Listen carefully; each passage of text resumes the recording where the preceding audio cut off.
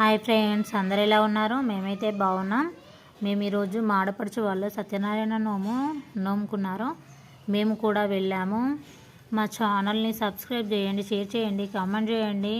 Do please subscribe my channel. అది బంద్ కాదు, డైరెక్ట్గా